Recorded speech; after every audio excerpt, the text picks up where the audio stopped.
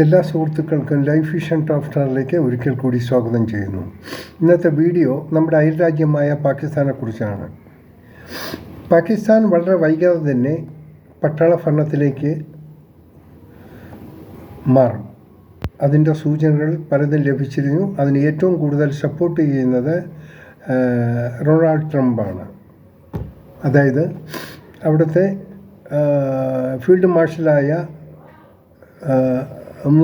അസീം മുനീർ അതിനുള്ള ചരടുവലികൾ തുടങ്ങിക്കഴിഞ്ഞു. ഇനി അസീം മുനീർ എന്ന് ചാർജ് എടുത്ത് അതിന് ഏതാണ്ട് 2-3 മാസത്തിനുള്ളിൽ അസീം മുനീർ ആദ്യം ചെയ്താൽ പോണത് ഇന്ത്യയുമായിട്ടുള്ള യുദ്ധമായിരിക്കും. 100% യുദ്ധമായിട്ട് ഇന്ത്യയുമായി യുദ്ധം നടത്തണം. അതൊരു വലിയ അനിവാര്യമായ ഘടകമായി മുനീർ കാണുന്നു. അതിനുള്ള എല്ലാ പിന്തുണയും ഡൊണാൾഡ് ട്രംപും കൊടുക്കുന്നുണ്ട്.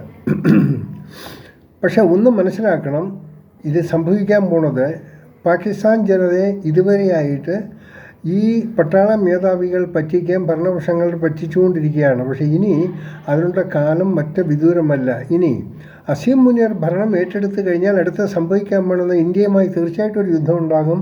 ആ യുദ്ധത്തിൽ കൂടി അസീം മുനീർ ആയിരിക്കും പാകിസ്ഥാൻ്റെ ഏറ്റവും അവസാനത്തെ ഫീൽഡ് മാർഷലാകുന്നതും അവസാനത്തെ പട്ടാള മേധാവി പ്രസിഡന്റ് സ്ഥാനം ആകുന്ന ആളുമായി അതിൻ്റെ ഒരു അവസാനം കൊടുക്കുന്നത് അസീം മുനീർ കൂടിയായിരിക്കും. ജനം സത്യങ്ങൾ ഇപ്പോൾ ഏതാണ്ട് തിരിച്ചറിയുന്നുണ്ട്. പക്ഷെ അവർ പ്രതികരിക്കാറായില്ല. ഇനിയൊരു യുദ്ധമുണ്ടായാൽ 100% അവിടുത്തെ ജനം പ്രതികരിക്കും. അതിന് യാതൊരു തടസ്സമുണ്ടായില്ല. അന്ന് ഈ അസീം മുനീറിനെ നിർത്തി കത്തിക്കും. അത് യാതൊരു അസീം മുനീറിനെ മാത്രമല്ല, അസീം മുനീറിനെ സഹായിക്കുന്ന മറ്റു പട്ടാള മേധാവികളെയും ജനം ഒരിക്കലും വിടില്ല. കാരണം കൊടും ദരിദ്രത്തിലും ഭക്ഷണത്തിനും ആകെ തകർന്ന് തരിപ്പണമായി അവർ വിലപിക്കുമ്പോൾ അവർക്ക് ഈ ഒരു മാർഗ്ഗമേ കാണൂ. അന്ന് മനസ്സിലാക്കും ഈ അസീം മുനീർ, ഈ പട്ടാളക്കാർ, ഈ ഭരണകർത്താക്കളും അവരെ പറ്റിച്ചു, വഞ്ചിച്ച്, തകർത്ത് തരിപ്പണമാക്കി. ഒരു മതത്തിൻ്റെ പേരും പറഞ്ഞ്, ശത്രു എന്നുള്ള പേരും പറഞ്ഞ് ഇന്ത്യയുമായി എപ്പോഴും യുദ്ധം ചെയ്ത് ഇവരുടെ സ്വത്തുകൾ കൂട്ടാനും മനുഷ്യനെ പറ്റിക്കാൻ വേണ്ടി, ജനത പറ്റിക്കാനും, രാജ്യത്തെ ദരിദ്രത്തിൽ തള്ളിവിടാൻ വേണ്ടി മാത്രം ചെയ്ത ആൾക്കാരാണ് ഈ പട്ടാള മേധാവികൾ എന്നുള്ളൊരു ധാരണ ഇപ്പോൾ ഏതാണ്ട് ഒരു 60% പാകിസ്ഥാൻ ജനങ്ങളിൽ ഉണ്ടെങ്കിലും അവർക്ക് പ്രതികരിക്കാനുള്ള ഒരു ആർജവം അവർക്കുണ്ടായിട്ടില്ല. എന്നാൽ ഇനി വരുന്ന യുദ്ധത്തോട് അത് പ്രതികരിക്കും.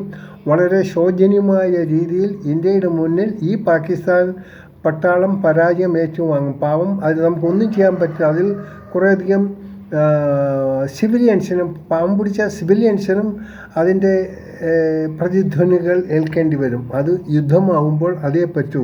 നമുക്കൊരാളെ മാത്രം തിരഞ്ഞു പിടിച്ച് നമുക്കൊന്നും ചെയ്യാൻ പറ്റില്ല. ഒരു യുദ്ധമാകുമ്പോൾ നമുക്ക് പലതിനും പല രീതിയിലും കൺട്രോൾ ചെയ്ത് പോയ ആക്രമണങ്ങൾ പോലെ ആയിരിക്കില്ല ഇനിയുള്ളൊരു തുറന്ന യുദ്ധം വരുമ്പോൾ. അതിന് വലിയ വില പാകിസ്ഥാന് കൊടുക്കേണ്ടി വരും. അതിൽ യാതൊരു സംശയവുമില്ല. കാരണം അസീം മുനീറിൻ്റെ ഈ ഇപ്പോഴുള്ള മൂവ്മെൻറ്റ് വളരെ അതീവ രഹസ്യമായിട്ടല്ല ഫോഴ്സ് ചെയ്യുന്നത്. പിന്നെ അവിടെയുള്ള ഒരു പാവ ഗവൺമെൻറ് വെച്ചാൽ ഷഹബാസ് ഷരീഫ് യാതൊരുവിധ വിവരമില്ല. പിന്നെ സർദാർജിയെ മാറ്റാനുള്ളൊരു നീക്കമുണ്ട്. അവരൊക്കെ ദർ നത്തിങ്, ദർ ആർ പൊപ്പറ്റ്സ്. അവരെ ഒന്ന് നിമിഷം കൊണ്ട് ഗെറ്റ് ലോസ് എന്ന് പറഞ്ഞാൽ അവർ കൈയെടുത്ത് കുമ്പിട്ട് അവരങ്ങോട്ട് മാറിപ്പോവും. ആ സ്ഥാനത്ത് അസീം മുനീർ പ്രസിഡൻ്റായി സ്ഥാനാരോഹണം ചെയ്യും.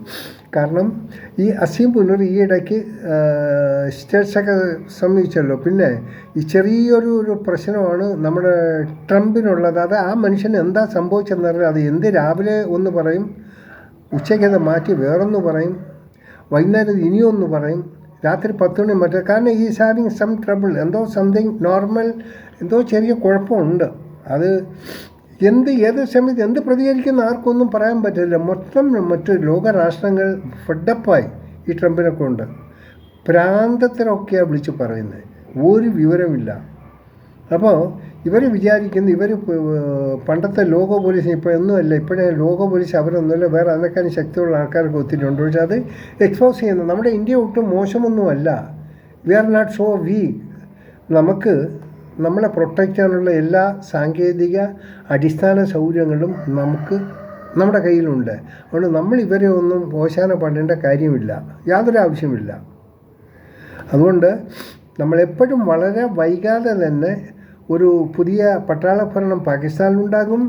അതിൽ കൂടെ ആ പട്ടാള മേധാവി ആദ്യമായി ചെയ്യാൻ പോണത് ഇന്ത്യക്കെതിരെയുള്ള യുദ്ധപ്രഖ്യാപനമായിരിക്കും. 100% നടന്നിരിക്കും. അപ്പം നമ്മൾ കുറച്ച് അലോട്ടായിരിക്കണം. നമ്മളൊന്ന് ശകലം ഒന്ന് കണ്ണടച്ച് നമ്മൾ സഹിക്കണം. ഇനി നമുക്ക് അഹിംസയെന്നും പറഞ്ഞ് നോക്കിയിരിക്കാൻ പറ്റില്ല. അടിക്ക് അടി തന്നെയാണ് കൊടുക്കേണ്ടത്. അവിടെ പാവം പിടിച്ച പാകിസ്ഥാനിലൊന്നും നോക്കിയിട്ട് കാര്യമൊന്നുമില്ല. ഇനി ആ രാജ്യത്ത് ഒരു പട്ടാള ഭരണം ഉണ്ടാകാൻ പാടില്ല. അതാണ് അവിടുത്തെ ജനങ്ങൾ ആഗ്രഹിക്കുന്നത്. അവിടുത്തെ ജനങ്ങൾ ഇന്ത്യക്കാർ ഇവനെയൊക്കെ ചുട്ടരിക്കുന്നതിന് മുമ്പ് ജനങ്ങൾ തന്നെ ഇവനൊക്കെ ചുട്ടരിക്കും. ആ ഒരു സാഹചര്യം അവിടെ ഊരിത്തിരിയുന്ന ഇത് വിത്തിൻ മാക്സിമം 2 to 6 months ഇത് പാകിസ്ഥാനിൽ സംഭവിക്കും. നിങ്ങൾ ഇത് എപ്പോഴും ഒന്നോർത്ത് വെച്ചേക്കണം. ഈ വീഡിയോ നിങ്ങൾ മറക്കാതെ മനസ്സിൽ വച്ചേക്കണം. ഇത് പറയുന്നത് വെറും വാക്കല്ല. മൊത്തം ഈ പാകിസ്ഥാൻ്റെ ഓടിക്കളുടെ ഇന്നർ പോളിറ്റിക്സ് ഇതൊക്കെ വെച്ച് അവലോകനം ചെയ്യുമ്പോൾ ഇതാണ് അവിടെ സംഭവിക്കാൻ പോകുന്നത്.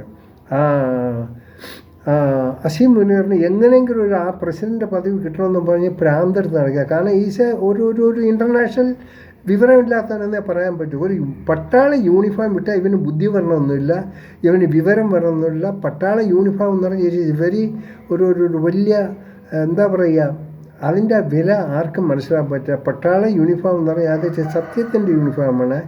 അത് നല്ല കാര്യങ്ങൾക്ക് വേണ്ടിയാണ് ആ യൂണിഫോം ഉപയോഗിക്കേണ്ടത്. വെറും കൊടും ക്രിമിനലിസം മനസ്സിൽ വെച്ച് ഇവനൊക്കെ ഈ പട്ടാള യൂണിഫോം ധരിച്ചാൽ ഇവനൊക്കെ എല്ലാം കാണുന്നവരെല്ലാം പിശാചായിട്ട് തോന്നത്തുള്ളൂ.